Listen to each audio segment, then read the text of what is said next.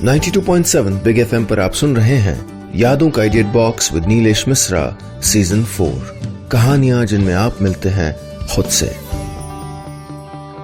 दोस्तों, मैं आपको सुनाने जा रहा हूं अपनी मंडली के सदस्य मंजीत ठाकुर की लिखी विमेन स्पेशल वीक की कहानी लख्ते जिगर। ट्रेन की रफ्तार कम हो गई थी। मेरे शहर मधुपुर से पहले एक नदी पड़ती है। उस पुल पे आके ट्रेनें धीमी हो जाती हैं क्योंकि बस पुल खत्म और स्टेशन शुरू। इस नदी को देखते ही मुझे हमेशा माँ याद आती हैं, गंभीर, शांत और खुशियों से भर देने वाली। एक किस्म की मर्यादा और गरिमा है ना इस नदी में। ऐसी ही है मेरी माँ। माँ की चर्चा सुनते ही लता सीट पे मेरे और करीब आ गई।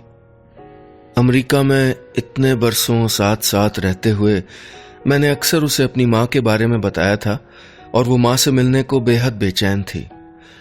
तभी तो 4 साल लंबी दोस्ती के बाद अपना जीवन साथी बनाने के लिए जब मैंने उसे प्रपोज किया था तो उसकी पहली शर्त थी, माँ से मिलवाओ। मेरी जिंदगी में ये 2 औरतें न होती तो न जाने मैं आज क्या होता। मेरी माँ और लता, इन दोनों से ही मैं टूट के प्यार करता हूं, वरना मेरी जिंदगी तो हादसों की ही दास्तान है। मैं 2 बरस का था जब मेरे माँ बाप कार एक्सीडेंट में चल बसे थे। आज तक मुझे अपने असली माँ बाप का चेहरा तक याद नहीं। यानी माँ तुम्हारी असली माँ नहीं है? लता ने मेरे बालों में उंगलियां फिराते हुए एक बार पूछा था। अगर बच्चे को जन्म देना ही असली माँ होना होता है तो इसका जवाब है नहीं। लेकिन किसी बच्चे को पालना और भरपूर प्यार देना माँ होना होता है तो माँ ही मेरी असली माँ है, जो पहले रिश्ते में मेरी ताई थी। मुझे भी जोड़ लो तो हम 6 भाई बहन हैं। ये तो एक दफा लड़ाई झगड़े में मजले भैया ने मुझको बताया था कि मैं उनका चचेरा भाई हूं, सहोदर नहीं हूं। उस दिन मुझे लगा था कि किसी ने मुझसे दुनिया का बेशकीमती खजाना छीन लिया हो। मैंने लता को यह बताया था। मैं चिल्ला पड़ा था बड़े भैया पे, लेकिन मेरा चिल्लाना सच पे भारी नहीं पड़ सकता था। जिंदगी की उस बेहद उदास शाम में माँ ही सामने आई थी। मुझे गले से लगा के मेरे हर शिकवे को दूर कर दिया था, सिर्फ ये कह के कि तुम ही तो हो मेरे असली लाल। मुझे बाद में पता चला था कि मेरे असली माँ बाप की मौत से पहले ताऊ जी चल बसे थे। माँ पे 5 बच्चों का बोझ था और उस बोझ में इजाफा करने आ गया था मैं, एक अनाथ लड़का जिसकी उदास आंखें देख के मेरी फौलादी माँ भी रो देती थी। आज जब मैं नई जिंदगी की शुरुआत करने वाला हूं, मैं लता को अपनी माँ से मिलवाने लाया हूं। रिक्शा मेरे घर के सामने रुक गया था। मुझसे इंतजार नहीं हो पा रहा था। मैं किसी 5 साल के बच्चे की तरह दौड़ता हुआ दरवाजे पे गया था और चिल्ला पड़ा था, माँ।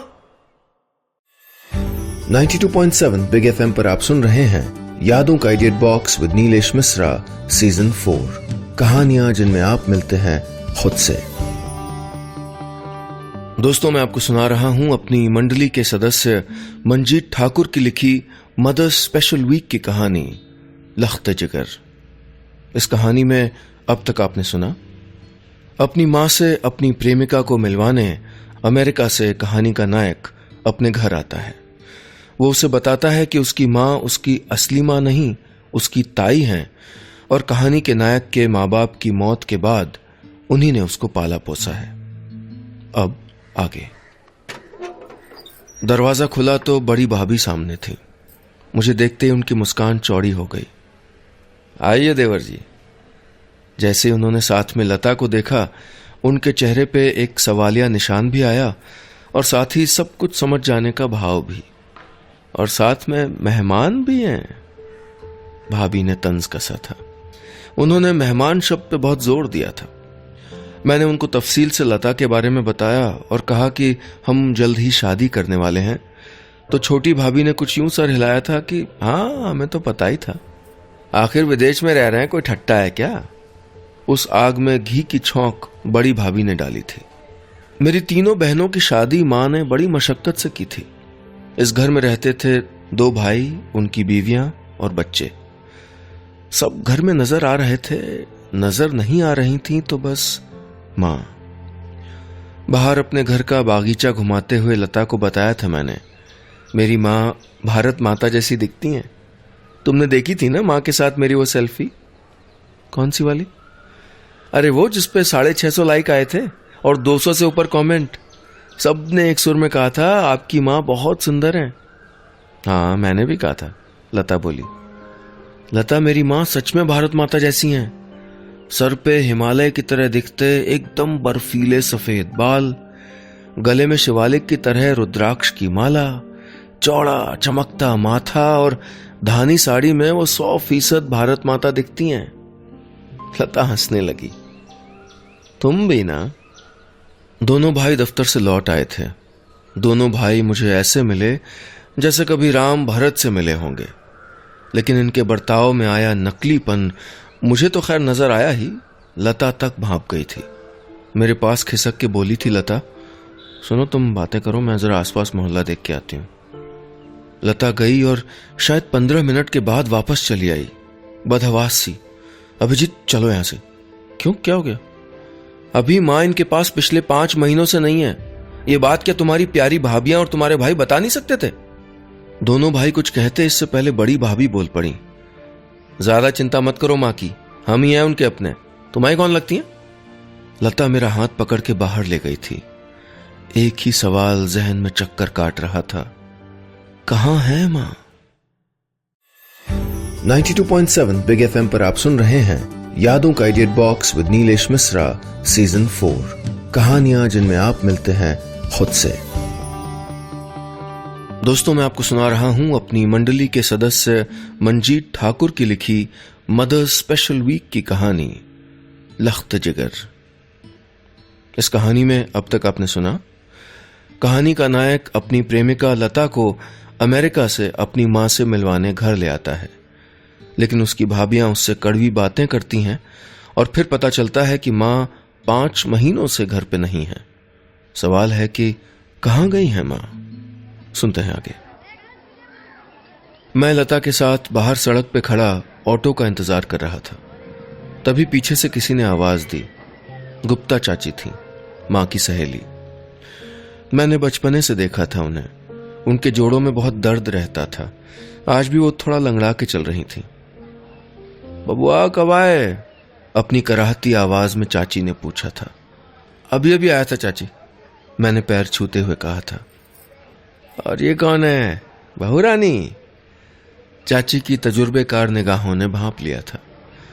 और खाना वाना पूछा कि नहीं बहू रानी को इनने? चाची ने बिना नाम लिए मेरे भाइयों की तरफ इशारा किया था। ऐसा लग रहा था जैसे उनको सब कुछ पता था। लता हंस पड़ी। चाची के पैर छूते हुए लता ने कहा भी, जिनसे मिलने आई थी उनसे तो मुलाकात हुई नहीं चाची। अब खाना क्या पीना क्या, वो तो हम किसी होटल में भी कर लेंगे। होटल में कर लेंगे? हैं? हम आए होते भला?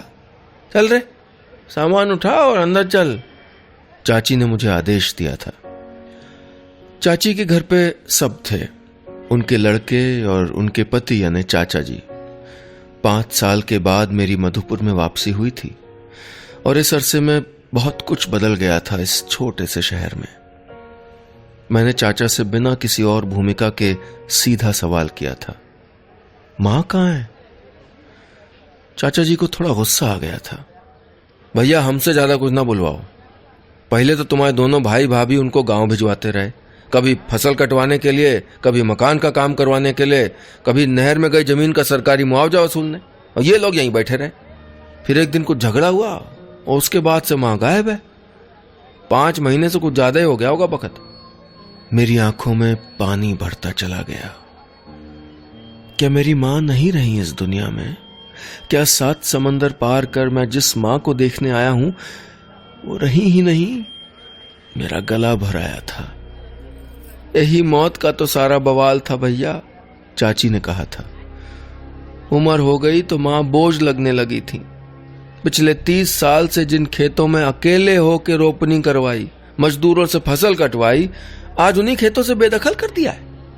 हम ही को देखो, लंगड़ा के चलते हैं। तुम्हारी माँ तो दुनिया भर से लड़के खड़ी रही थी, अब बेटों से हार गई। चाची की आवाज तेज होती गई थी। भैया तुम्हारी माँ मरेगी तो उसके श्राद्ध में खर्चा कौन करेगा, ये सवाल था बवाल की जड़। तो तुम्हारे भाइयों ने माँ की सारी पेंशन को हर महीने जमा करने के लिए बैंक में रिकरिंग अकाउंट खुलवा दिया। मरेगी तो उसी पैसे से गांव भर में भोज होगा। चाची ने साथ में जोड़ दिया। लता सिसक पड़ी। बिटिया रो मत, चाची ने ढाढ़स दिया था लता को। अभिजीत की माँ औरत नहीं है, फौलाद है, फौलाद। जब उनके पति मरे थे खुद के 5 बच्चे थे और छठा ये अभिजीत, 6 बच्चों का भार था। नैहर से भाई और पिता आए थे उनकी मदद के लिए, लेकिन किसी से मदद नहीं ली उन्होंने। गांव की जायदाद पे कब्जा हो गया था, उसको छुड़वाया। हर लड़ाई अकेले लड़ी है इन्होंने। 3 बेटियों की शादी में कर्जा लिया, लेकिन पाई पाई चुका दिया।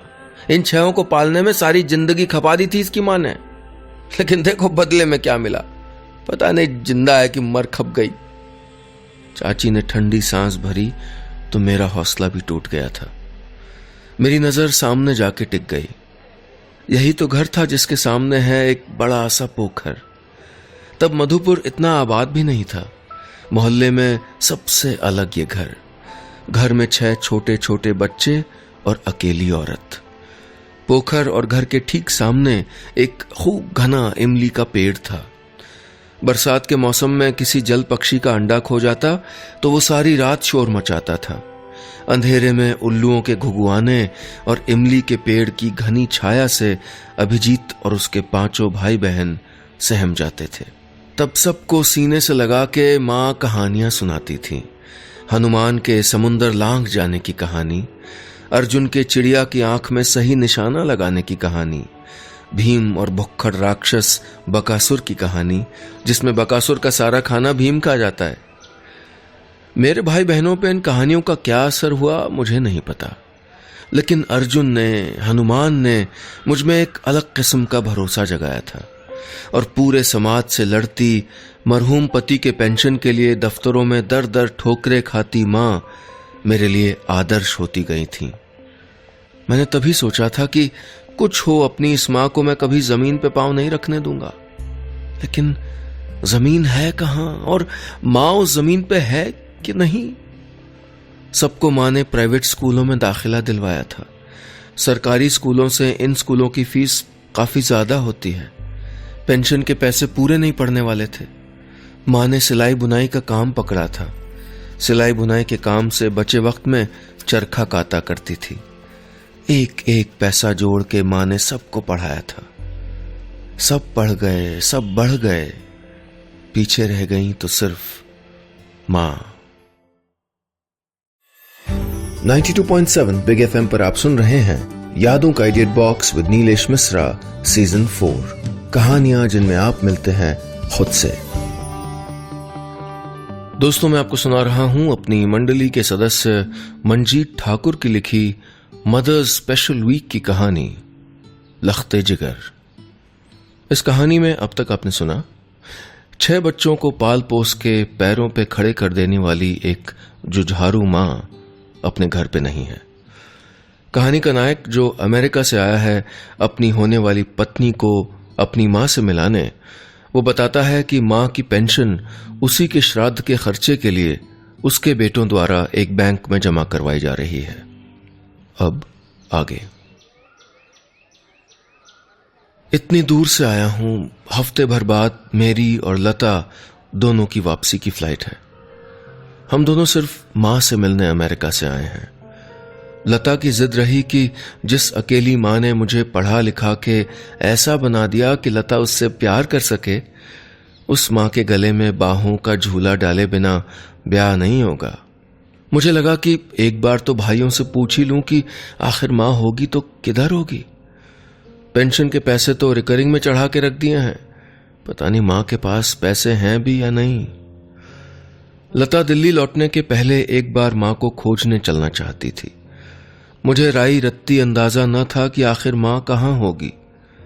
लता ने ही सुझाया, गांव चलते हैं। लता का सारा गुस्सा उन भाभियों पे था जो हर महीने सोने का कुछ न कुछ जेवर खरीद के गले में टांगे तो जा रही थीं, लेकिन उस महिला के लिए उनके मन में जरा भी जगह नहीं थी जिसने सारी जिंदगी संघर्ष करके उनके पतियों को इस लायक बनाया था। गांव तक जाने का सफर रात भर लंबा था। रिजर्वेशन नहीं मिल पाया था। एक ही सीट पे किसी तरह उकड़ू होके बैठे बैठे हम दोनों गांव तक पहुंचे थे। गांव आए न जाने कितने बरस बीत गए थे मुझे। लता ने तो खैर कभी गांव देखा तक नहीं था। वो दिल्ली में पैदा हुई थी, एकदम अमीर खानदान में, और उसके बाद पढ़ते लिखते मौसम विज्ञान पढ़ने अमेरिका और वहीं नौकरी। मैं भी 12वीं करने के बाद विज्ञान पढ़ने दिल्ली पहुंचा और फिर गरीब लेकिन पढ़ने में होशियार छात्रों को दी जाने वाली फेलोशिप लेके अमेरिका, फिर नौकरी। और लता गांव की हरियाली देख के खुश हो गई थी, लेकिन मुझे हैरानी यह हो रही थी कि लता गांव को देख के जरा भी परेशान नहीं थी। मैंने गूगल करके तुम्हारे गांव की सारी जानकारी ले ली थी मिस्टर। रिक्शे पे बैठे बैठे लता ने मुझे टहोका दिया था। गांव पहले से बहुत ज्यादा साफ था। सड़कों पे न कूड़ा था, न नालियों में बहता गंदा पानी। फिर भी 5 सितारा कल्चर वाली लता के लिए गांव तो गांव ही था। चौक पे मैंने एक लड़के से पूछा भी, गांव इतना साफ कैसे हो गया जी? अरे दादी आई है ना जब से, गांव सुधर गया भैया। लड़का हंसते हुए चला गया था। मैंने सोचा, ये दादी कहीं मेरी मां ही तो नहीं? 92.7 बिग एफएम पर आप सुन रहे हैं यादों का edit box with Nilesh Mishra season 4, कहानियां जिनमें आप मिलते हैं खुद से। दोस्तों, मैं आपको सुना रहा हूं अपनी मंडली के सदस्य मंजीत ठाकुर की लिखी मदर्स स्पेशल वीक की कहानी लख्ते जिगर। इस कहानी में अब तक आपने सुना, अभिजीत अपनी प्रेमिका को अपनी मां से मिलवाने अमेरिका से वापस अपने शहर आता है, लेकिन वहां उसकी मां उसे नहीं मिलती। पड़ोसी बताते हैं कि मां 5 महीने से घर पे नहीं है। तब वो मां को खोजने अपने गांव जाता है। अब आगे। मैं गांव के उस मकान तक गया जो कभी मेरा भी हुआ करता था। यहीं कभी मेरे भाई ने 2 टूक कह दिया था मुझसे, पढ़ लिख गए, अब निकलो यहां से, ये न तेरी मां है न ये तेरा घर है। मां जो जन्म के वक्त मेरी ताई थी, लेकिन मेरे माता पिता के गुजर जाने के बाद मेरी मां बन गई थी, इस घर पे भी नहीं थी। हमारे खानदान की एक बुढ़िया दादी बाहर आई थी, मां से उम्र में जरा बड़ी। अरे आ गया, यहां नहीं रहती तेरी अम्मा, उधर उस खेत में देख रहा है घर, उधर चल। लता के चेहरे पे मुस्कान बढ़ती जा रही थी और मेरे चेहरे पे हैरानगी। जो कभी खेत था और उस निचली जमीन में पानी भरा रहता था, वहां पर एक घर बन गया था। मां के लिए कुछ भी नामुमकिन नहीं था। गांव के लड़के झाड़ू लेके सड़क बुहार रहे थे। फूस के झोपड़े के चारों तरफ हाल हाल में पत्ता बहार के पौधे रोपे गए थे और दूर से मुझे दिख गई थीं मां हेडमास्टरनी की तरह खड़ी होके उसमें पानी डलवा रही थीं। नए नवेले घर से माटी लीपने की सौंधी खुशबू आ रही थी। मैंने मां के पैर छुए, लता ने भी। मां ने हमें देखा तो एक टक देखती ही रही। उनके चेहरे पे ढेर सारा प्यार उमड़ आया था। अच्छा, तो ये है मेरी बहू रानी। लता मां से लिपट गई थी जाकर। मां की कमर थोड़ी झुक गई थी। बाल पहले की तरह बर्फीले सफेद नहीं रहे थे, अब पटसन की तरह पीले सफेद हो चले थे। चेहरे पे झुर्रियां बढ़ गई थीं और हाथों की चमड़ियां झूल गई थीं, लेकिन उनकी आंखों में आज भी एक तेज था। तू गया था मधुपुर? मां ने पूछा। मैंने सहमति में सर हिलाया। मां ने लता की तरफ देखते हुए कहा, बहू की कुछ आओ भगत की उन्होंने? फिर खुद ही जवाब दिया, अरे उनके बस का भी नहीं है। फिर अचानक मां हंसते हुए बोली, पेंशन के पैसे तो मेरी मौत के बाद के उत्सव के लिए जमा हो रहे हैं। मैं भी यहां उनके बनाए घर में नहीं रहती। तुम 6 को अपने पैरों पे खड़े होने लायक बना सकती हूं, मैं तो खुद के लिए भी तो ठोस जमीन तैयार कर सकती हूं ना। माँ ने अपने नए झोपड़े की तरफ देखते हुए मुस्कुरा के कहा था। मैंने माँ की तरफ गौर से देखा। मुझे लगा कि मेरी माँ के तेज से ही दुनिया रोशन है और माँ के सामने दुनिया की सारी दौलत, शोहरत, हीरे जवाहरात और यमन का लाल भी बेकार है। बस इतनी सी थी ये कहानी। 92.7 बिग एफएम पर आप सुन रहे हैं यादों का edit box with Nilesh Mishra season 4, कहानियां जिनमें आप मिलते हैं खुद से।